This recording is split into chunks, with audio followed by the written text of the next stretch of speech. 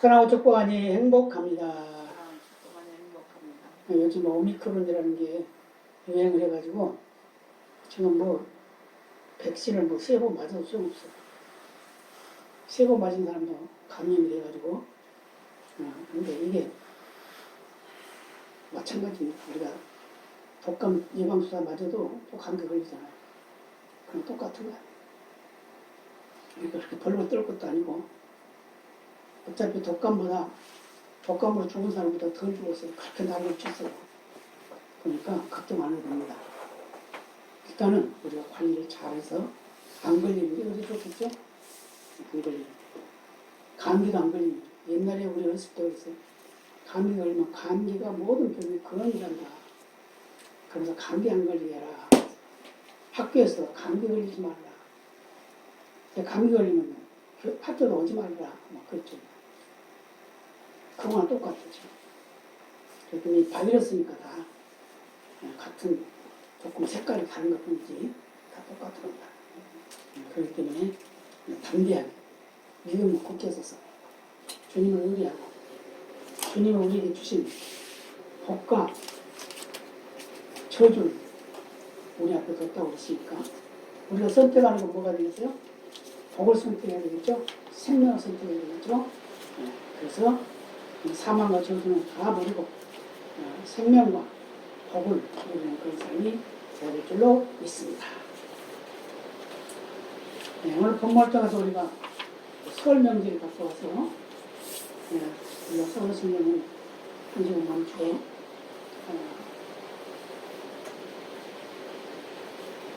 우상숭배와 제사. 우상숭배가 뭐냐? 제사는 뭐냐? 그래서 생각하고 우리가 하나님을 잘 섬길 수 있는 그런 기회가 되어야 될 줄로 믿습니다. 아버지 아들이 있었습니다. 아들이 어린아이가 주일학교를 갔어요. 그래서 열심히 교회를 다니는데 그 아버지가 말렸습니다. 야, 내가 교회를 다니면 교회 다니는 사람들이 제사를 안 지내냐는데 이 다음에 내가 죽으면 누가 내 제사를 지어주나? 그러면 못 다니는 게 있습니다. 그런데 아이고 교회는 가야 되겠고 어떻게 하면 아버지를 설득할까? 또 아버지도 전도를 해가지고 아버지가 같이 교회 가면 좋겠는데 어떻게 하면 좋을까? 그 꼬마가 잘 생각하다가 어느 날 생각이 났어요. 아빠가 낮잠을 주무시고 있어요. 털고 있는 낮잠을 주무시고 있어요. 됐다. 이러고선 부엌에 들어가가지고 라면 하나 맛있게 끓여가지고 상을 잘 차려가지고 아버지 머리맡에다 앉았습니다. 아빠 라면 맛있게 끓여놨어요. 잡수세요. 그래서 나가 먹었어요. 한참 놀다 돌아보니까 아버지가 잠에서 깨었어요. 얘야, 왜 라면을 이렇게 다 부러뜨린 라면을 갖다 놨냐? 예, 아버지. 아빠 맛있게 드시라고 내가 맛있게 끓여놨어요. 야, 임마, 그러면 일찍 이야기를 해야지. 자고 있는데 갖다 놓으면 어떻게 먹어? 그랬다는 거예요. 그러니까 그 아들이 그랬대요. 아빠, 아니 주무시고 있는 아버지도 그 라면을 못 먹는데 어떻게 죽은 사람이 와서 밥을 먹어요? 그러니까 제사는 쓸데없는 겁니다. 아빠 교회 가요. 그러니까 아빠가 그 말을 듣고 감동을 받았죠. 아, 그렇구나. 잠자고 있는데 아직 죽지도 않고 잠자고 있는데 음식을 갖다 놓고 먹으라면 못 먹었는데 죽은 사람이 어떻게 와서 음식을 먹냐니. 그래서 그 다음 주부터 그 아들과 손잡고 교회를 가서 훌륭한 성도가 됐다는 그런 얘기가 있습니다. 그렇습니다. 교회 예수 믿는 거 아주 중요해요. 이것은 누구나 믿어야 되고 꼭 믿어야 되고 안 믿는 사람이 하나도 없어요. 근데 요즘엔 교회가 아주 소홀해졌어요. 교회에 관심이 없어요. 교회가 어떻게 돌아가는지는 모르고 그저 그 바이러스 때문에 벌벌 떨고 그러고 삽니다.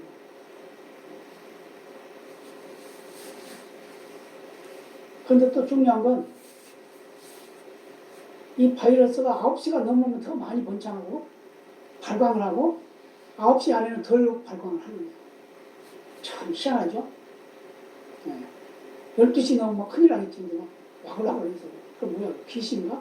마귀인가? 그런단 말이에요. 그러니까 우리 인간들이 얼마나 어리석은지 모르겠어요. 어디서? 이제 이번 주 화요일은 우리 고위 명절 설날입니다. 설날인데 이 설날 때문에 어제부터 그저께부터 막 난리죠? 어제는 시장에도 사람이 많더라고요. 장사 잘 되는 데는 참 많았어요. 네, 참 많았어요. 다들 다 좀 많이 팔았습니까? 예, 오늘 좀 팔았습니다. 이렇게 막 대답을. 그러니까 이제 뭐 하려고? 설도 말고, 설 세려고. 포도 뜨고, 고기도 사고, 나물도 사고. 그렇게 해서 설을 준비하는 거예요. 근데 이 설이 뭐냐? 우리나라에는 큰 명절 두 개가 있죠? 설과 추석. 설은 음력으로 1월 1일이 설이죠. 추석은 음력으로 8월 15일 보름날이 추석이죠. 추석 때는 농사 지은 것을 감사하면서 조상들에게 제사하는 것이 바로 추석이고, 설은 1년을 잘 보내고 새해를 맞이했으니까 이것도 역시 조상들에게 감사해서 제사드리는 것이 우리 풍습이에요. 그래서 뭐라고 생각해? 우리 조상들이 우리를 지켜주셨기 때문에 그 은덕에 보답해야 된다. 그런 생각으로 제사를 드린다는 겁니다. 근데 그것이 이제 점점 변질돼가지고 지금 제사도 어떻게 대신 지어줘, 대신. 인터넷에서 가만 앉아가지고 제사 드립니다. 대신. 그게 무슨 제사? 구경하는 거지. 그래, 성묘도 대신해줘. 옛날에는 성묘 하러 가면 서울에서 광주까지 가잖아. 그 자손들이 가. 그래서 다 풀매주고 다듬어주고 정리하고 그랬어. 이제 그런 것도 다 퇴색되고 있다고 말이야. 그런데 왜 그걸 중요시하면서 그걸 가지고 많은 이동이 있고, 그런데 이제 이동이 어떻게 되냐, 지금은. 이 이동이 제사 드리러 간 게 아니라 놀러 가는 거예요. 제주도로, 해외로, 또는 어느 관광지로, 뭐 이렇게 놀러 다니는 말이에요.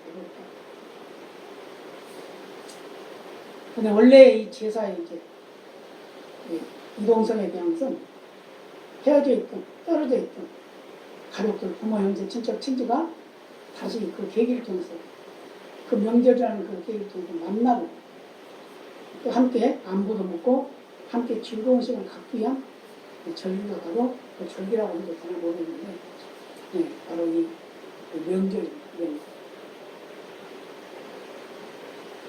근데 이것은 우리 기독교 성도들에게서는 비기독교적인 풍습이죠.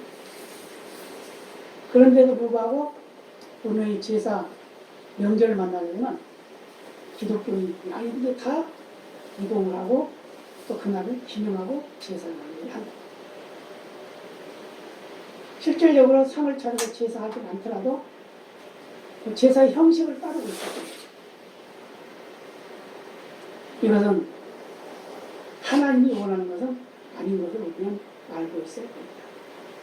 그래서 우리는 이런 날을 통해서 우리의 믿음을 다시 한번 점검하고 이런 일들이 왜 일어났는가 그런 것도 한번 점검하는 그런 기회가 되기를 바랍니다. 제사의 기원은 고대 중국의 풍습 속에 들어있습니다. 유교 그리고 샤머니즘 그것이 결탁을 해가지고 이 제사가 커지기 시작했다고 해요. 그런데 이제 그것이 평민들에게 정책적으로 정착돼서 지금 이제 제사를 드려야 되는데 이 제사가 언제부터 시작됐는지는 확실하지 않아요. 그런데 원시인들, 원시적인 종교의 일원으로 이 제사가 있었다. 그래서 아프리카에서 원시적인 제사가 있었다고 이렇게 고대 학자들이 말하고 있어요. 그리고 고대 중국의 상나라나 한나라 때에도 이미 제사제도가 있었다고 합니다. 그러나 이때의 제사제도는 지금처럼 죽은 사람에게 올리는 제사가 아니라 살아있는 사람, 그것도 높은 자리에 있는 황제, 그의 덕을 기르기 위해서 제사를 드렸다는 거예요. 그러다가 이제 춘추 전국 시대에 평민들에게도 제사가 전해지게 됐는데, 그때는 명당에서 제사를 했어요. 당을 만들어 놓고 당사, 신, 신을 모시는 사죠, 지죠. 거기서 이제 제사를 드렸어요. 근데 이게 이 제사가 실질적으로 이론적으로 뒷받침된 것은 12세기에 이르러서 주자라고 하는 분이 성리학을 이론적으로 집대성했어요. 책을 냈단 말이에요. 그래서 우리나라에도 이게 들어왔는데 삼국시대에 이게 들어왔어요. 그때도 그런데 우리나라도 처음에 들어왔을 때는 특별한 왕, 훌륭한 왕, 그게 살아있을 때 제사를 했어요. 그런데 이제 민중들에게는 제사가 성행하지 않았는데, 또 특히 불교 국가에서는 제사가 없다고 해요. 그런데 이게 점점 이 불교가 샤머니즘화 되면서, 샤머니즘은 미신, 풍습, 그 지역의 풍습, 그 나라의 풍습, 그런 거 말하는 거죠. 미신. 그것과 이제 결탁을 해가지고 우리나라의 고려 말기에 사당이 세우죠. 또 개인적으로는 뛰어난 조상들을 섬기기 위해서 제사를 드렸다고 합니다. 그러면서 이씨조선, 우리나라 이제 조선이라고 하는 이씨조선이 들어서면서 성리학을 받아들이게 된 거예요. 그런데 이 성리학을 받아들였는데 백성들이 다 무식하니까 이게 무슨 뜻인지를 모르는 거예요. 알지를 못해요. 그러다 보니까 싸움이 벌어지게 됩니다. 원래는 우리나라 유교이고 그 미신 종교였잖아요. 근데 불교가 들어왔어요. 불교가 들어오니까 이제 그것 때문에 이제 싸움이 벌어졌어요. 옛날 처음에 우리나라에 불교 들어왔을 때 목을 베기도 하고 그랬잖아요. 그런 거 같죠. 그런데 이제 이걸 어떻게 하면 나라가 안정되고 백성들이 평안할까 하는 걸 생각하다가 이 불교도 제사를 지냅니다. 그리고 유교도 제사를 지냅니다. 그래서 서로가 서로를 극복할 수 있는 길을 열은 거예요. 서로가 서로를 인정해 준 거죠. 그런데 이 백성들은 이 성경을 알지 못해. 이해를 못해. 가르칠 사람도 없지만 가르침을 받을 사람도 없어요. 그때는 좀 문명이 많았을 때입니다. 눈이 다 어두워서 보지 못해. 그런데 정부에서 어떻게 하면 이 백성들을 이 불안한 속에서 바로 세워질까라는 걸 생각하는 가운데 정책을 세우자. 제사 정책을 세우자. 그래가지고 조상 숭배하는 제사 제도를 강요하게 됩니다. 그 강요하는데 어떻게 했냐? 가르치는 겁니다. 교육하는 거예요. 그리고 정책을 세워놓고 그 제사 제도를 시행하는 거예요. 근데 거기다 뭘 붙였냐면은 죽은 조상에게 제사를 지내면 그 후손이 복을 받는다. 이렇게 해서 제사를 하게 돼요. 그때부터 이제 죽은 사람에게 제사를 지내는 거예요. 근데 실질적으로 죽은 사람에게 제사 지낸다고 그 사람이 먹습니까? 어림도 없습니다. 안 먹습니다.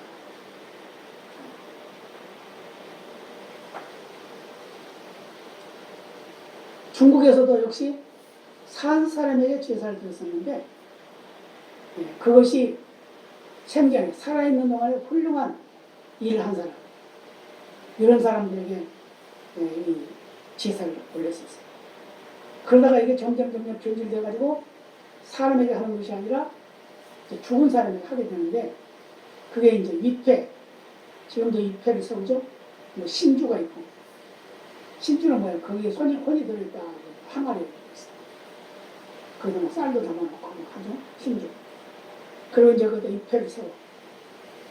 그렇게 해서 제사를 하게 됩니다.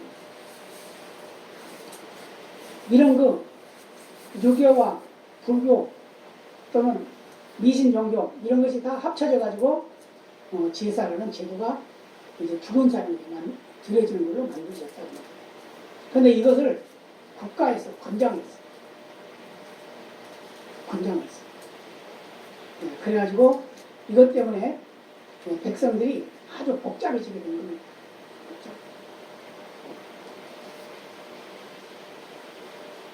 그래서 이 나라 백성들이 편안하게 화불리면 살려면 이걸 해야겠다라고 생각해서 그 제사제도를 만들었다는 거예요. 우리나라에 처음으로 캐톨릭이 들어왔을 때, 또 우리나라 개신교가 들어왔을 때, 이 제사 전통 때문에 굉장히 어려움을 겪었어요.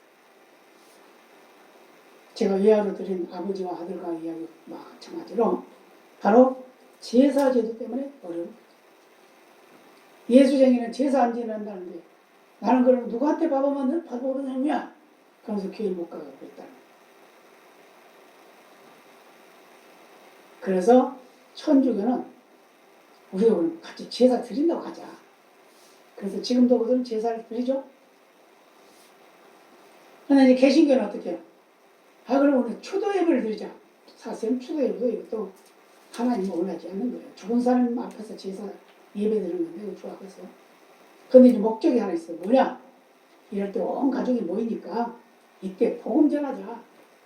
그래서 처음에 이 제사 제도를 추도 예배로 할 때는 다 상을 차려놔놓고 그 제사 형식을 다 갖추는 거예요. 그래놓고 성도들이 뺑 둘러앉아서 가족과 함께 예배를 드려요. 그리고 예배를 드리고 나서 먼저 그 식사를 하는 그런 게 있어요. 근데 요즘은 어떻게 해요? 요즘에는 그냥 먼저 예배를 드리고 상을 차리죠. 네. 이것이 이제 불신자들을 하나님의 사람으로 전도하기 위해서 교회에서는 추도 예배라는 것을 만들었다고 말해요. 그러면 우상의 제물이 뭐냐 도대체? 우상의 제물이라는 것은 하나님 이외의 것에 드려지는 제물을 우상 제물이라고 해요. 구약시대에 하나님께서 제사를 드렸죠? 제물을 드렸잖아요. 근데 어떤 제물? 소나 양이나 염소나 비둘기나 이런 걸 잡아가지고 피를 다 빼고 내장을 다 긁어내고 가죽을 벗기고 각을 떠서 하나님 앞에 불러 태워서 올려드리는 번제. 그 제사의 종류가 여러 가지 있어요. 한 5가지 정도 돼요.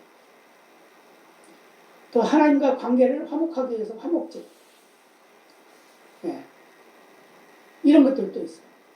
곡식으로 드려지는 소제. 이런 것도 있어요. 이렇게 이런 제사를 드려야 됐는데 이 우상 제물이라는 건 하나님 이외의 것의 대상으로 제물 드리는 것을 우상 제물이다. 그래서 우리 사람에게 드려진 죽은 사람에게 드려진 건 우상 제물이 되겠죠? 어떤 신에게 하나님 외에 다른 신에게 드리는 것도 우상 제물이 돼요. 왜요? 하나님은 뭐라고 하시냐? 유일신은 하나님뿐이다. 하나님 한 분만이 신이다. 다른 것은 가짜다. 이제 그거죠. 그럼 뭐냐 그것은? 다 마귀들의 결계들이다. 그래서 우상의 제물은 우상에게는 제사를 하지 않아야 된다는 걸 우리가 말씀드리고 있습니다. 그래서 하나님의 사람은 하나님보다 더 사랑하는 것을 우상이다라고 이렇게 말해요. 물질을 더 사랑하면 그 물질이 우상이고 자녀를 더 사랑하면 그 자녀가 우상이고 부모를 더 사랑하면 남편을 더 사랑하면 아내를 더 사랑하면 또 어떤 대상을 더 사랑하면 하나님보다 사랑하는 것 그 자체가 우상이에요. 근데 어느 것까지 교만도 우상이에요. 교만까지도 우상.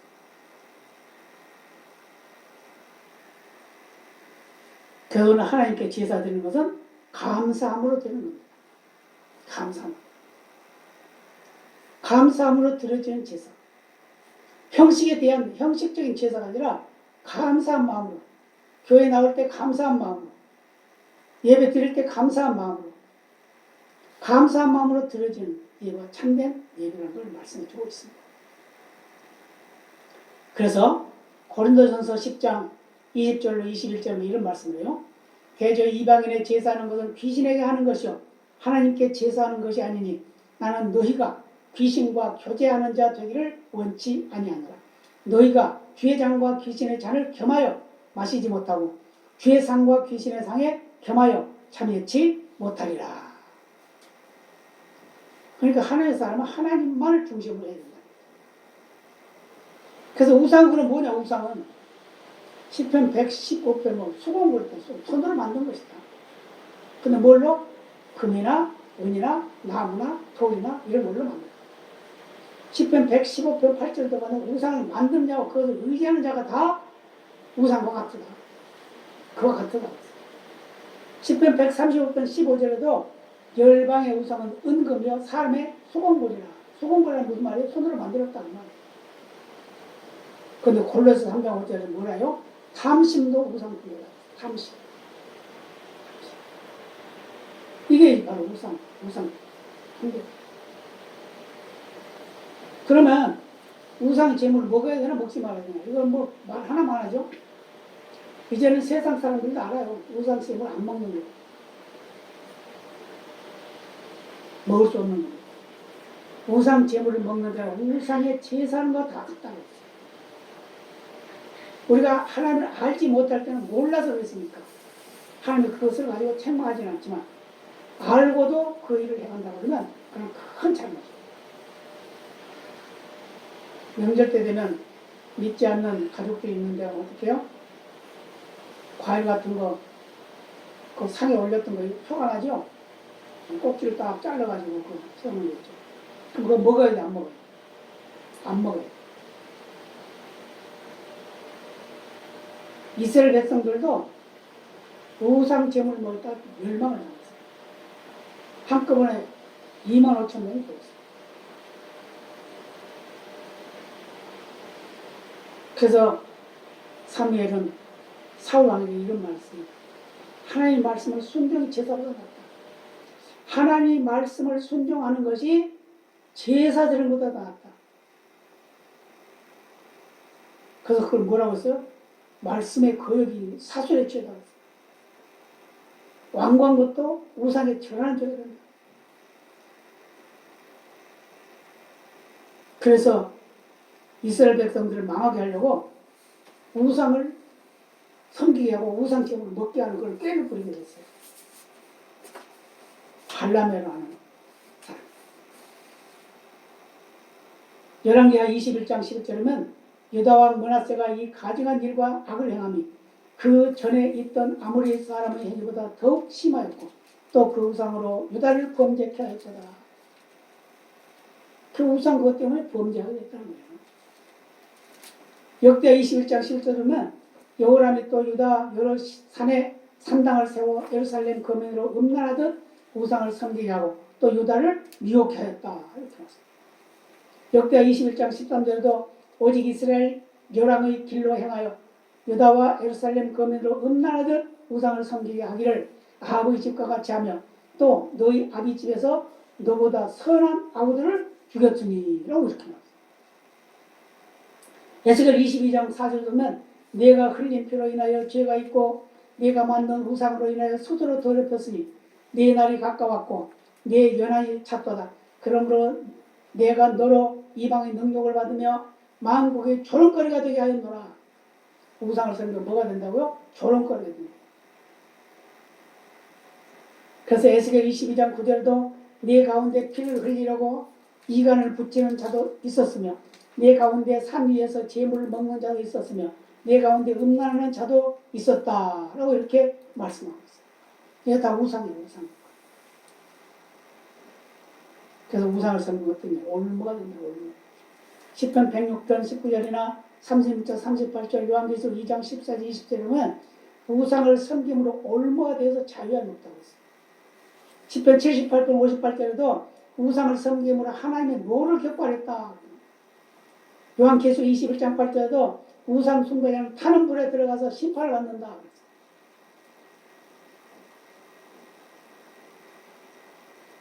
신약 성경에도 보면 사도행전 15장 20절 29절에 보면 우상의 제물을 멀리하라. 우리 믿는 자는 특히 조심해야 돼. 우상 제물 멀리하라. 로마서 1장 23절에도 하나님을 썩어진 우상으로 바꾸고 하나님을 욕되겠다라고 그렇게 말합니다.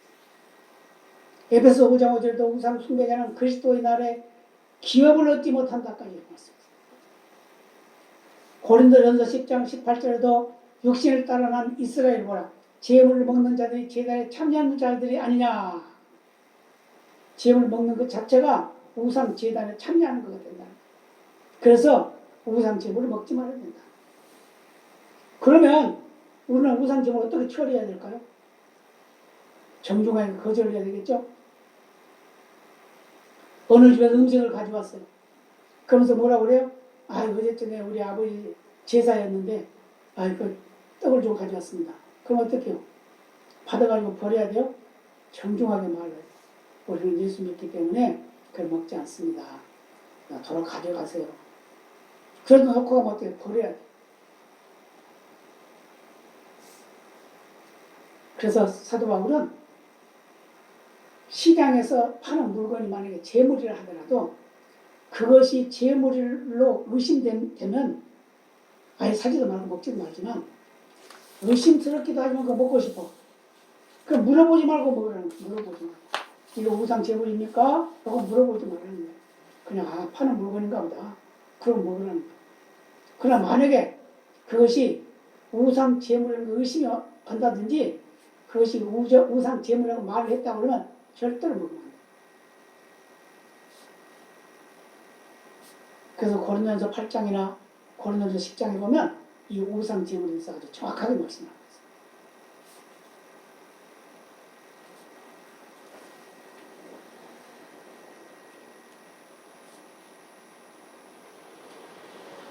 어느 집에 초청을 받았어요.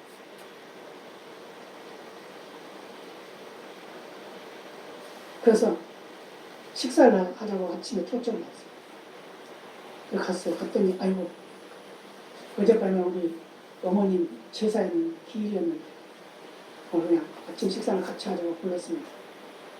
음식 차려놨을 거 아니야? 그럼 먹지 마요.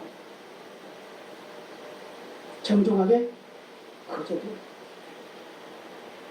그래서 우리는 하나님 영광을 가리는 그런 일을 하지 말아야 된다. 세상에 많은 사람들은 우리 성도들이 술도 담배도 우상 제물도 멀리하는 것을 알고 있어요. 알고 있어요. 그런데 예수 믿는 사람들이 술 먹어, 담배 피워, 또는 우상 제물 먹어. 그럼 어떻게 됐어요? 전 가짜다. 그래서 그런 얘기를 하죠. 이걸 먹게 하려고 야 맥주는 술도 아니야. 유럽에 가면 맥주가 그냥 음료수야. 그냥 먹어도 돼. 그럼 먹어야 되나요? 먹으면 안 됩니다. 술은 마음을 기쁘게도 하지만 화나게 합니다. 무엇보다 중요한 건 건강을 해칩니다. 어떤 사람들은 소주를 하루에 막 3병, 5병 막 이렇게 하면 매일매일. 그럼 그 사람 어떻게 될까요? 이사야는 뭐라고 말씀했냐면 술 그거 보지도 말라. 화가 있으리라. 화가 있어. 술 먹고 운전하는 사람들. 그런 사람들 많아요. 가지고 막 사람 죽여. 자기만 죽이지 않고 다른 사람을 죽여. 그 살인무기.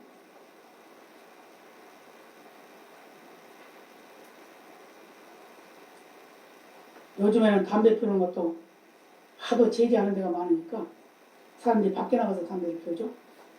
그러면 길을 걸어가다 보면 안 피운 사람들 얼마나 역겹지겠다. 그죠? 담배 피우는 사람 옆에 있으면 그것도 역겨워. 근데 본인은 몰라요. 다른 사람은 생각 안 해요. 중요한 것은 하나님이 그 많은 것을 하다 보면 뭘 하냐 하면 우리 몸에 해가 온다는 거예요. 해가. 우리가 잘 알고 있는 이주일씨 폐암 걸려서 죽었죠. 그러면서 하는 얘기가 뭐였어요? 이주일씨 담배 피우면 이렇게 됩니다. 그랬잖아요. 하일성씨 그 양반도 그랬죠. 암으로 고생하면서 뭐라고 했어요? 가장 해로운 게 이것이다.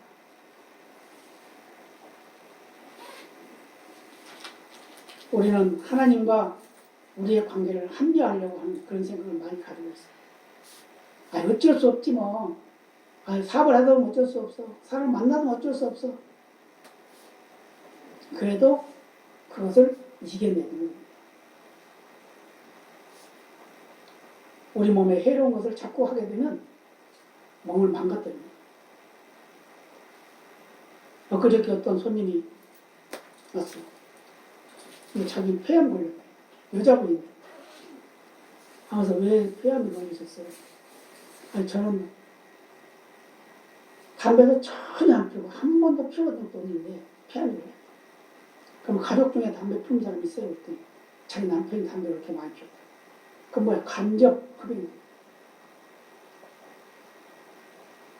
다른 사람까지 괴롭히는 일이 된다고 말이에요. 그래서 우리는 하나님의 성전인 성령이 계시는 곳, 이것을 깨끗하게 관리하는 그런 삶이 되어야 될 줄 믿습니다. 그래서 고린도전서 6장 15절 이런 말씀이에요. 너희 몸이 그리스도의 지체인 줄 알지 못하느냐. 내가 그리스도의 지체를 가지고 창기의 지체를 만들겠느냐. 결코 그럴 수 없는 일. 19절은 너희 몸은 너희가 하나님께로부터 받은 바 너희 가운데 계신 성령의 전인 줄을 알지 못하며 너희는 너희 것이 아니라 라고 까졌어요. 우리의 몸은 내 것이 아니에요. 누구 거요? 하나님의 것. 성령의 것. 그래서 내 몸을 내 것이라고 생각하면 안 돼요. 그래서 우리는 몸 건강관리도 잘해야 돼요.